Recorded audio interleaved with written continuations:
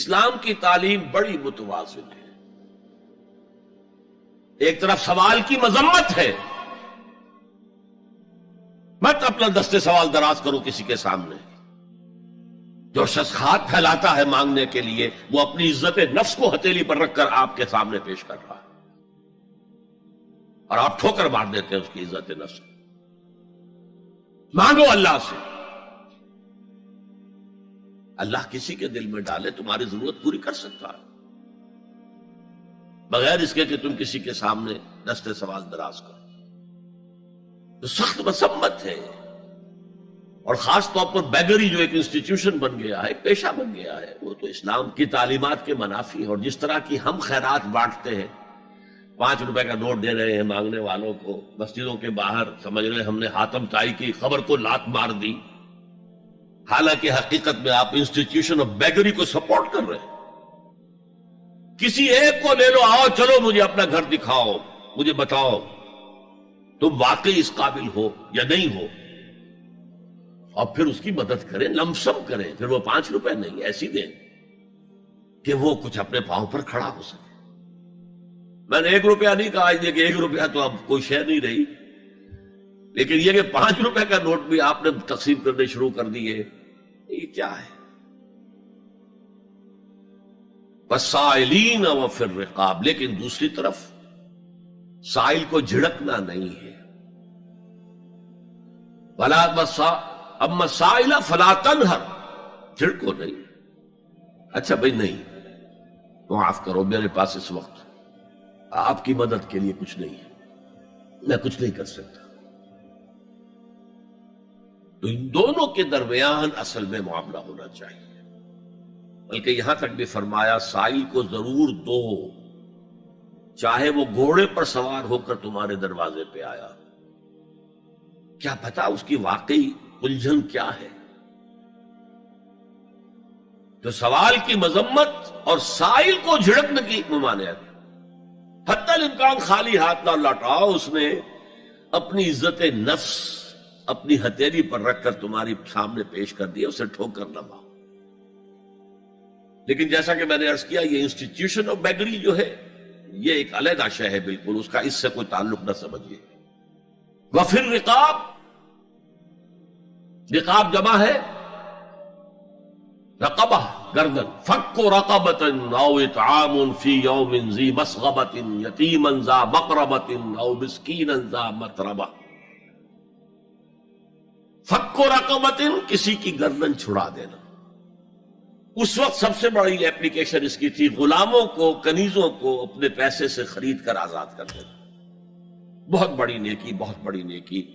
اور حضرت ابو بکر رضی اللہ تعالیٰ عنہ کے دفتر فضائل میں سب سے اونچا کام یہ ہے کہ جن غلاموں کو اور جن کنیزوں کو ستایا جا رہا تھا، دیئر اونرز، دیئر ماسٹرز، ان کے آقا کو حق حاصل تھا، جو چاہے کریں ان کے ساتھ، قتل کرنے کوئی پوچھنے والا نہیں ہے. میں پہلے بھی عرض کر چکا ہوں، میری ملکیت ہے، جیسے میری بکری میری ملکیت ہے، میں نے اس کو ذبح کیا، گوشت کھا لیا، تم کون ہوتے ہو پوچھنے والے؟ میرا غلام تھا، میں نے قتل کر دیا، تم کون ہو پوچھنے والے؟ ان کو حضرت ابو بکر نے خرید کر آزاد کیا اور منہ مانگے دام دیے. حضرت بلال کے لیے امیہ ابن خلف نے اتنی بڑی رقم مانگی، حضرت ابو بکر نے کہا ٹھیک ہے لو. باپ نے کہا بھی، ابو قحافہ نے، ابو بکر کو کوئی غلام خریدنا ہی تھا تو کوئی طاقتور آدمی جو کام آ سکے کہیں، اس کو خریدنا چاہیے. مجھے کیا پتا ابو بکر کس لیے خرید رہا اور کس کے لیے خرید رہا. آج کے دور میں اس کی اپلیکیشن ہوگی. کوئی شخص جو ہے اگر قرض میں اس طرح جکڑا جائے کہ لاکھ ہاتھ پاؤں مارے نکل نہیں سکتا، اس کو کوئی لمپ سم مدد دے کر اس قابل کیا جائے کہ وہ پھر اپنے پاؤں پر کھڑا ہو جائے. یہ نہیں کہ اسے آپ ہر مہینے کچھ رقم دیتے رہے مینٹیننس کے لیے، نہیں، اس سے تو وہ اسی پوزیشن میں رہے گا. یہ بعض مائنورٹی کمیونٹیز کے اندر یہ معاملہ موجود ہے. کوئی بھائی اگر گر گیا ہے کاروبار میں تو اس کی پھر ایسی مدد کی جائے کہ وہ پھر آپ کی صف میں آ کر کھڑا ہو جائے. Respectable members of your community وہ اس شکل میں پہنچ جائے. یہ بھی فک و رقبتن اس کی ذیل میں آج کل آئے گا. اب اس کے بعد آیا وَأَقَامَ الصَّلَاةَ وَآتَى الزَّكَاةَ. یہ دو کیا ہیں؟ یہ عبادات کی شکل میں دو ستون ہیں جو ان دو چیزوں کو سپورٹ کرتے ہیں جو اب تک بیان ہوئی ہیں. ایمان کو تازہ رکھنے کے لیے نماز قائم کرو. ہر نماز ایمان کی تجدید ہے. اقیم الصلاۃ لذکری، نماز قائم کرو میری یاد کے لیے. اپنا عہد اللہ کے ساتھ تازہ کرو. ایاک نعبد و ایاک نستعین، اے اللہ ہم تیری ہی بندگی کرتے ہیں اور کرتے رہیں گے، تجھ ہی سے مدد مانگتے ہیں اور مانگتے رہیں گے. اپنے اس عہد بندگی کو تازہ کرو، ایمان کو تازہ کرو. الحمدللہ رب العالمین الرحمن الرحیم. ایمان باللہ تازہ ہوا نا. مالک یوم الدین، ایمان بالآخرہ تازہ ہو گیا نا. یہ ہے ایمان کو قائم رکھنے کے لیے، نیکی کی اس روح کو برقرار رکھنے کے لیے اللہ تعالی کی طرف سے یہ ستون ہے. الصلاۃ عماد الدین، دین کا ستون ہے یہ نماز. اس بحث میں اس کا مقصد کیا ہے وہ میں نے بیان کر دیا. بعد میں کیوں آ رہا ہے؟ یعنی کہ اصل شے ہے ایمان، اور ایمان کو سپورٹ کرنے والا ستون ہے نماز. عملی نیکی میں اصل شے ہے ہمدردی، ہمدردی میں مال خرچ کرنا، اور اس کے لیے ستون ہے زکوٰۃ. کم سے کم یہ 2.5% تو نکالو، بوتل کا کارک تو کھل جائے، پھر اور بھی دو اور بھی دو اور بھی دو. یہ تو obligatory ہے، یہ تو فرض ہے، یہ تو لازم ہے. لیکن مقصد کیا ہے؟ اس کو جو سمجھ لیا بس یہی زکوٰۃ ہی ہمارے ذمے میں ہے، وہ بڑے مغالطے میں. حضور نے فرمایا صلی اللہ علیہ وسلم ان فی المال حقا سوى الزکوٰۃ. اے مسلمانوں یہ نہ سمجھنا کہ بس زکوٰۃ ادا کر دی تو تمہارے مال کا سارا حق ادا ہو گیا. ان فی المال حقا سوى الزکوٰۃ، تمہارے اموال میں حق ہے اللہ کا زکوٰۃ کے علاوہ بھی. اور پھر آپ نے یہ آیت پڑھی وَآتَى الْمَالَ عَلَىٰ حُبِّهِ ذَوِي الْقُرْبَىٰ وَالْيَتَامَىٰ وَالْمَسَاكِينَ وَابْنَ السَّبِيلِ وَالسَّائِلِينَ وَفِي الرِّقَابِ وَأَقَامَ الصَّلَاةَ وَآتَى الزَّكَاةَ. یہاں آتا زکوٰۃ تو ہے ہی ہے، اس سے پہلے جو آ رہا ہے یہ سرپلس ہے، اس سے آگے کی بات ہے، یہ ایڈیشنل ہے. اسی لیے جب انفقوا انفقوا انفقوا انفقوا انفقوا کی جو تکرار ہوتی ہے قرآن مجید میں، تو ایک جگہ پھر سوال کیا صحابہ نے کتنا خرچ کریں حضور؟ فرمایا قل العفو، کہہ دو جو بھی ضرورت سے زائد دے ڈالو. Don't accumulate, don't retain any thing.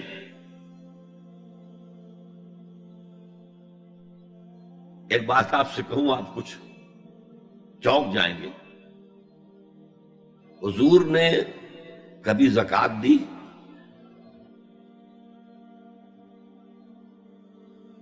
کبھی نصاب کے بقدر پیسہ آپ کے پاس جمع ہوا کہ آپ پر زکوٰۃ واجب ہوتی؟ کیسی عجیب بات ہے. ارکان دین میں سے ایک رکن سرے سے غائب. کبھی آپ نے مال رکھا ہی نہیں. حضور کا اسوہ ہم جانتے ہیں، مسواک کر لی ہے، پانچے جو ہے ٹخنے سے اوپر کر لیے ہیں، یہ اسوہ ہے. ہاں ہے، یہ بھی ہے، ٹھیک ہے، سنت ہے. اسوہ تو یہ ہے. اور صرف آپ کا نہیں، جنہیں ہم کہتے ہیں فقراء صحابہ، ابو ہریرہ، ابو ذر، سلمان فارسی، علی رضی اللہ تعالی عنہ اجمعین، یہ فقراء صحابہ میں سے تھے. کبھی کچھ نہیں رکھا اپنے پاس.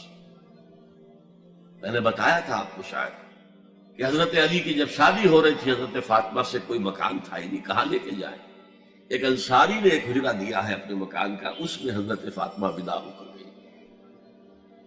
He didn't have any home. ابو ذر وہ تو دوسری انتہا کو چلے گئے تھے. قانون یہی ہے، حلال سے کماؤ، اگر ایک حد سے آگے بڑھ جائے تو زکات دے دو، باقی تمہارے اختیار میں ہے، دینا چاہو دو، نہ دینا چاہو رکھو اپنے پاس. قانون اس سے زیادہ آپ کو پابند نہیں کرے گا. کبھی بھی آپ نے جبر نہیں کیا، ایمرجنسی میں بھی جبر نہیں کیا. ایک واقعہ آتا ہے کہ حضور کو کئی وقت کا فاقہ تھا. تھوڑی دیر کے بعد حضرت ابو بکر آئے، آپ نے چہرے سے پہچان لیا کہ فاقے سے. پھر حضرت عمر آئے، پہچان لیا کہ فاقے سے. شاید حضور خود اپنے لیے نہ اٹھتے نہ جاتے، اپنے دونوں ساتھیوں کو لے کر ایک انصاری کے باغ میں پہنچ گئے. انصاری کی عید ہو گئی، فوراً لا کر اس نے کچھ کھجوریں کچھ انگوروں کے گوشے رکھے. اس کے بعد وہ دوڑا چھری لے کر کسی جانور کو ذبح کرنے کے لیے. یہ ساری تفسیریں میں کیا بتا رہا ہوں. مال یہ نہیں تھا کہ مدینے میں سبھی فاقے سے تھے، موجود تھے جن کے پاس مال تھا، لیکن جبرن آپ نے کسی سے کچھ نہیں لیا. جب وہ چھری لے کر چلا، فرمایا دیکھنا کسی دودھ والے جانور کو نہ ذبح کرنا. بہرحال کچھ دیر کے بعد وہ گوشت پکا کر لایا، روٹیاں رکھی. اس کے بعد حضور نے ایک روٹی پر چند بوٹیاں رکھ کر کہا یہ عائشہ کو دے آؤ، اسے بھی کئی وقت کا فاقہ ہے. اور پھر حضرت عمر کی طرف رخ کر کے کہا عمر یہ ہے وہ نعمتیں جس کا حساب دینا پڑے گا اللہ کے ہاں. وَأَمَّا بِنِعْمَةِ رَبِّكَ فَحَدِّثْ، اور یہ جو فرمایا گیا الہاکم التکاثر میں نعمتوں کا حساب لیا جائے.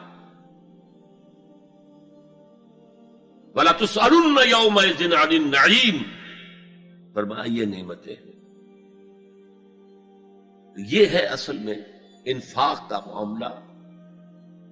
آپ کے اس پر چھوڑ دیا گیا ہے. جتنا بھی آپ میں جذبہ ہے، جتنا بھی آخرت کا یقین ہے، اتنا ہی آپ پسند کریں گے کہ آخرت کے بینک میں جمع کرائیں، یہاں کے بینکوں میں کیوں جمع کرائیں.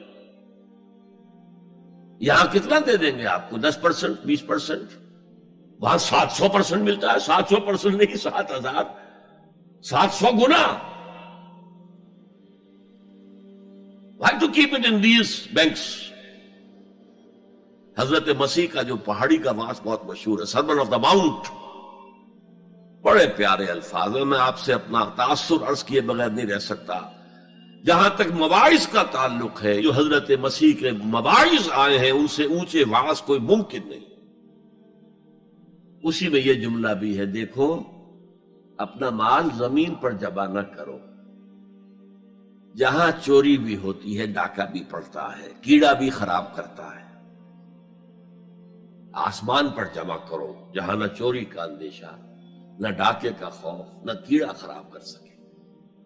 اس لیے کہ میں تم سے سچ کہتا ہوں کہ جہاں تمہارا مال ہوگا وہی تمہارا دل ہوگا. مال یہاں ہوگا تو دل اٹکا ہوا ہوگا، اور فرشتے اس طرح گھسیٹ کر کھینچیں گے آپ کی جان کو جیسے کہ سیخ پر سے کباب کھینچا جاتا ہے. اور اگر دل وہاں لگا ہوا ہے جس کے لاکھوں کروڑوں ڈالر سوئس بینکس میں جمع ہیں، اسے کہا جائے نکل جاؤ پاکستان سے، اسے کوئی تکلیف ہوگی؟ نکل جاؤ فلاں ملک سے، ملک بدل کرتے تو کیا تکلیف؟ میرے بینک کے اندر پیسے ہیں. البتہ جس کا باہر کچھ نہ ہو اسے اگر یہ دی جائے سزا تو اس کی تو جان پر بن جائے گی.